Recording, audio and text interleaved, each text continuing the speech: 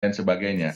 Nah, ini Jangan adalah fakta lupa yang hari ini muncul. Maka dari subscribe, itu, Mbak, like, dan yang lonceng. paling pertama adalah soal perbaikan database gitu ya, database dari mulai NIK-nya itu yang kemudian juga kita jadikan rujukan sampai ke tahapan-tahapan lainnya. Ini data-data yang kemudian perlu untuk diperbaiki. Nah, dalam program yang kami tawarkan itu juga kita masukkan soal digitalisasi tadi, bagaimana data yang sudah ada itu bisa digabungkan dalam program satu data dan kemudian itu diverifikasi sehingga dia menjadi akurat. Nah, ini saya rasa harus menjadi poin yang pertama diselesaikan sehingga kita punya ukuran yang lebih tepat lagi. Kalau kemudian kita punya program bantuan belasan juta misalnya untuk PKH, program keluarga harapan, itu bisa juga tersasar di sana. Kita punya data-data yang kemudian akurat dan itu bisa dipertanggungjawabkan.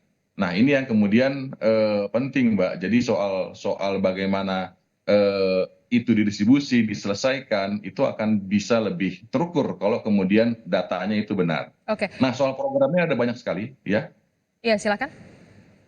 Ya, soal programnya ada banyak tadi ya. Misalnya soal apa namanya, bagaimana soal UMKM pun juga masuk dalam poin kita bahwa kemudian kalau UMKM-nya itu kuat, dia mendapatkan afirmasi, maka kemudian dia bisa membawa orang baru lagi. Misalnya satu usaha, kemudian dia makin besar, bisa tambah lagi scaling up bisnisnya, maka dia bisa narik pegawai. Dan saya rasa itu juga bisa jadi cara yang efektif untuk menjawab soal ketersediaan tenaga kerja. Hmm. Dan poin lainnya adalah yang coba kita address misalnya soal ekosistem dalam bisnis digital. Ini yang kemudian juga sekarang menjamur, kemudian juga program-program startup yang seperti menjadi isu yang kemudian ditawarkan kepada anak muda, ini kan juga menjadi hal yang coba kita selesaikan. Oke, Misalnya, tapi kan kita tahu begini, banyak sekali startup yang kemudian tumbang pada saat itu. Banyak sekali startup bermunculan terus udah gitu satu-satu tumbang, tumbang, tumbang, tumbang. Nah, ini bagaimana? Apakah Anda melihat SDM kita sudah cukup mumpuni bersaing bahkan dengan India begitu untuk berdampingan soal digitalisasi ini? maka dari itu, Mbak, yang coba kita tawarkan, yang kita perbaiki adalah ekosistemnya. Bukan cuma sekedar ada startup kita kasih modal ya, nggak begitu rumusannya. Kalau kemudian dia hanya begitu modelnya, maka sudah bisa dipastikan bagaimana ujungnya. Nah, kita harus perbaiki segala macam halnya, dari mulai sumber daya manusianya. Makanya kemudian kita berharap pada yang namanya program manusia unggul. Kemudian dari konteks internetnya saja itu juga harus tersedia dengan sangat baik infrastrukturnya. Dan kemudian yang lain-lain soal tadi pemberian modal yang lebih lebih lebih longgar, kemudian lebih besar dan Syaratnya lebih syaratnya berarti masif lebih itu juga longgar, penting. begitu Mas Tama? Ya, dan poin lainnya Mbak, ini yang nggak kalah pentingnya soal regulasi. Pertanyaannya soal e-commerce dan lain sebagainya, regulasi apa yang sudah disiapkan sama negara kita buat jaring pengaman itu? Itu kan juga belum ada. Kalau kita bicara soal itu hanya ada misalnya Undang-Undang ITE.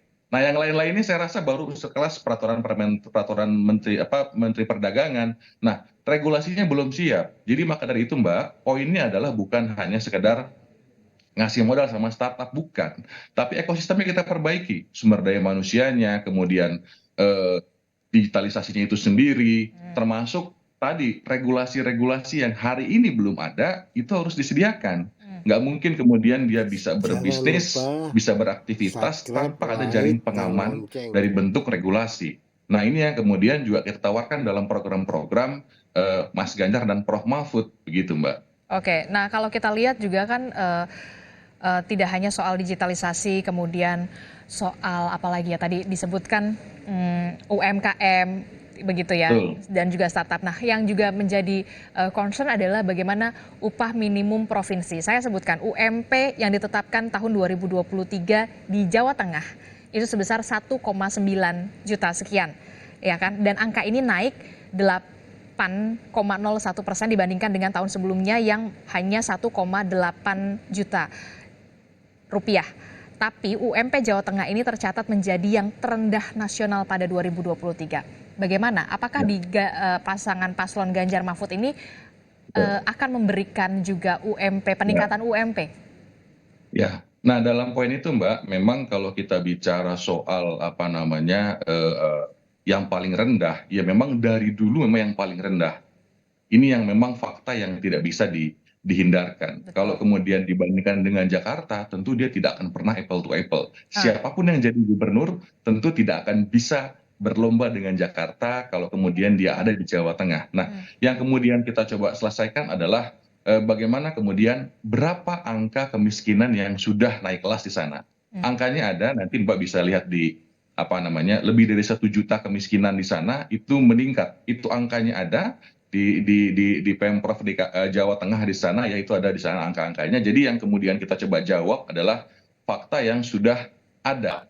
Nah, jadi soal paling rendah itu sudah pasti, karena memang dari dulu pun begitu. Tapi peningkatannya ini yang menurut saya penting. oke. Nah, selama Mas Ganjar di sana itu terjadi. Dan saya rasa dengan pola-pola peningkatan yang sudah ada, itu akan coba kita duplikasi dan coba kita kerjakan pada saat nanti Mas Ganjar menjadi presiden. Dan saya rasa itu bisa menjadi salah satu tawaran bagaimana kemudian meningkatkan UMP di masing-masing wilayah, begitu Mbak. Targetnya?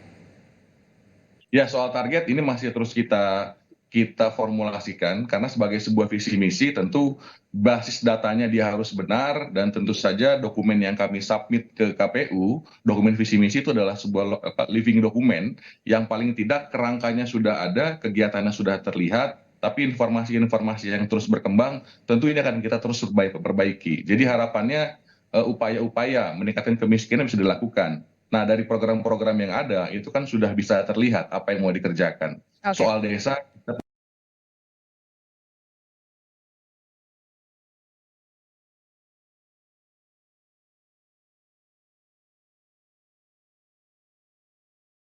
Soal UMP, perubahan apa yang bisa dibawa dari pasangan Anies dan juga Muhaimin ini soal UMP? 8 wilayah terkait dengan agenda pembaharuan kita, perubahan kita itu termasuk adalah menaikkan semua terkait dengan apa yang tadi disampaikan, yaitu peningkatan dari nilai apa yang tadi disampaikan terkait dengan menaiknya secara signifikan, dan itu sudah dilakukan oleh Mas Anies di DKI, dan kita ingin itu menjadi role model bagi provinsi-provinsi yang lain. Jadi sebenarnya bisa. Kenapa Jawa Tengah kok masih terus dari dulu begitu, tidak ada kenaikan secara signifikan? Artinya memang belum ada ekonomi produktif yang bisa diciptakan secara maksimal di wilayah-wilayah itu. Kami punya 28 simpul, Mbak. Kami menyebutnya 28 simpul kesejahteraan. Kalau 28 simpul kesejahteraan ini diintervensi, dan ketika nanti Mas Anies dan Gus Imin terpilih sebagai presiden dan wakil presiden, 28 simpul ini akan menjadi concern penuh kami supaya kesejahteraan bisa menghampiri 28 simpul itu. Karena kami meyakini dari 28 simpul ini ketika diintervensi secara khusus dengan berbagai kebijakan, semua isu menyangkut soal kemakmuran di Indonesia bisa kita wujudkan. 28 simpul itu diantaranya selain tadi soal petani, nelayan, peternak, dan seterusnya, ada yang ingin saya sampaikan adalah menyangkut soal simpul guru. Nah, pada konteks simpul guru ini, kami sudah mengadres dan kami sudah submit di dalam visi misi kami, guru kita dorong ke depan sebagai profesi yang sepenuhnya pemerintah mengambil inisiatif, tidak hanya menjadi Jangan lupa skema subscribe, P3K like, dan diangkat lonceng. sebagai skema P3K, tapi semua guru kita ingin diangkat sebagai PNS. 2 juta guru kebutuhan kita di hari-hari ini yang sekarang baru diskemakan melalui skema P3K. Kita dorong supaya ke depan guru harus diangkat melalui jalur PNS. Oke, Ini benar. penting untuk memastikan bahwa tulang punggung pendidikan kita adalah guru, dan kesejahteraan guru harus menjadi concern kita. Kita akan bangun konsensus nasional yang secara bersama-sama menyatakan bahwa salah satu profesi yang harus diprioritaskan karena guru adalah salah satu profesi yang melibatkan keteladanan sekaligus pengabdian, kita minta untuk diafirmasi melalui Oke. jalur PNS. Oke, berarti sudah dihapus P3K berarti ya. Kalau misalkan tidak ada lagi P3K, berarti semua guru PNS begitu. 10 sampai 15 tahun terakhir ini tidak ada rekrutmen guru, Mbak. Terjadi moratorium. Iya, betul. Dan lalu baru 2 tahun ini dilakukan skema P3K. P3K itu dievaluasi kontraknya setiap setahun sekali. Itu artinya menempatkan guru sama dengan pekerja-pekerja yang lain gitu. Nah, padahal kita ingin penciptaan sumber daya manusia yang unggul dan seterusnya. Itu basisnya adalah pendidikan. Nah, kalau ngomongin soal pendidikan, tulang punggungnya adalah guru. Kesejahteraan guru menjadi penting sekali. Dan harus diangkat. Kesejahteraan guru menjadi penting dan juga harus ada pengangkatan di situ ya. Kalau dari pasangan dari Anies Muhaimin. Nah, kalau dari Mas Edi Suparno sendiri seperti apa soal pendidikan? Kalau kita lihat kan pasangan Amin ini guru semuanya tidak ada moratorium soal PNS gitu. Kalau Mas Ganjar kalau tidak salah, koreksi kalau saya Mas Tama salah, naik gaji guru 30 juta bahkan. Nah, kalau Mas Edi Suparno sendiri seperti apa kalau dari pasangan Prabowo Gibran?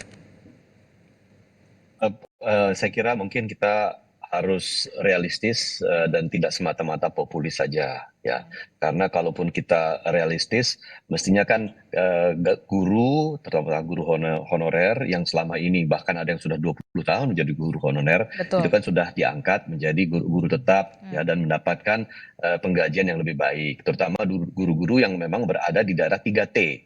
Ya, itu memang salah satu dari fokus dan keprihatinan kita saat ini supaya bisa lebih sejahtera lagi. Nah, dalam hal ini bantuan sosial yang ditangani oleh KPK itu kan juga ada problem. Di mana problemnya? Misalnya pemberian bantuan tidak tepat sasaran. Artinya data dokumentasi untuk siapa yang dianggap miskin dan tidak miskin secara rata tentu itu akan menjadi beban negara yang sangat besar. Kedua, kita juga harus lihat bahwa memang ada guru-guru yang memang sudah mengabdi begitu lama dan kalau memang itu akan dijadikan ASN, mungkin di antaranya sudah melampaui usia untuk masuk sebagai ASN. Dan ini kita harus petakan. Syaratnya misalkan sudah ada yang misalkan sudah berusia misalkan saja di atas 45 tahun gitu misalnya. Nah, itu kan harus merubah aturan. Nah, bagaimana kita kemudian melakukan perimbangan antara merubah aturannya, kemudian melakukan peningkatan status dari honorer menjadi ASN berapa persen, dan saya kira itu kembali lagi harus kita lakukan secara realistis. Tidak bisa sekarang kita sampaikan kita akan semua angkat guru honorer menjadi guru tetap, itu tidak mungkin. Ya, saya kira itu harus realistis dan saya rasa masyarakat juga menunggu angka-angka, hitungan-hitungan realistis yang disampaikan. Apalagi kaum guru yang memang menanti hal tersebut. Kedua juga tadi saya ingin sampaikan mengenai upah untuk buruh ya, terutama Jawa Tengah. Saya kira Jawa Tengah saat ini yang termasuk yang rendah. Nanti akan ada peningkatan industrialisasi di Jawa Tengah. Supaya apa? Supaya nanti perlahan nanti UMP-nya juga akan naik di Jawa Tengah. Otomatis saat ini sudah mulai kelihatan ada migrasi dari usaha-usaha industri-industri yang saat ini ada di Jawa Barat yang memang UMP-nya sudah naik, itu pindah ke Jawa Tengah. Nanti ada peningkatan industrialisasi lagi yang dilakukan oleh Pak Prabowo dan Mas Gibran, di situ akan naik lagi. Intinya cuma satu yang saya sampaikan, bukan hanya